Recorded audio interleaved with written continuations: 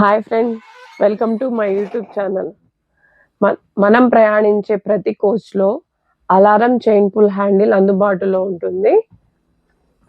Alarm chain పుల్ని మనం ఎప్పుడు pull చేయాలి, ఎప్పుడు పుల్ చేయకూడదు అనే విషయాన్ని ఈరోజు మనం తెలుసుకుందాం.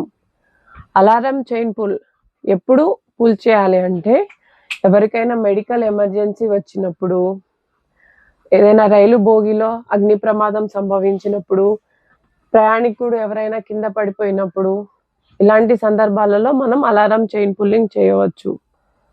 అలారం చైన్ పుల్లింగ్ ఎప్పుడు చేయకూడదంటే, ఎవరైనా డోర్ పక్క నిల్చొని ఫోన్ చూస్తూ ఫోన్ కింద పడిపోయినప్పుడు, మీరు ప్లాట్ఫామ్ మీద లగేజ్ మర్చిపోయినప్పుడు, సరదా కోసం ఇలాంటి సందర్భాలలో మీరు అలారం చైన్ పుల్ని చేయకూడదు.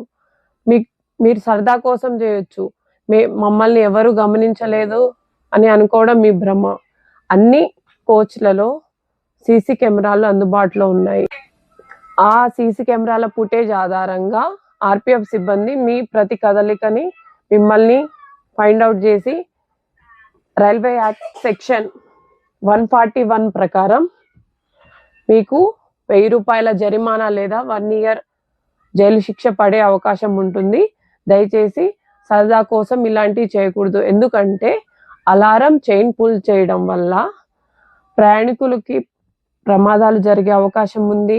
రైల్వే టైం టేబుల్ మారే అవకాశం ఉంటుంది. మనం సరదా కోసం చేసే పని చాలా మంది ప్రయాణికులకు ప్రమాదం కావచ్చు. దయచేసి అనవసరంగా అలారం చైన్ పుల్ని పుల్ చేయొద్దు.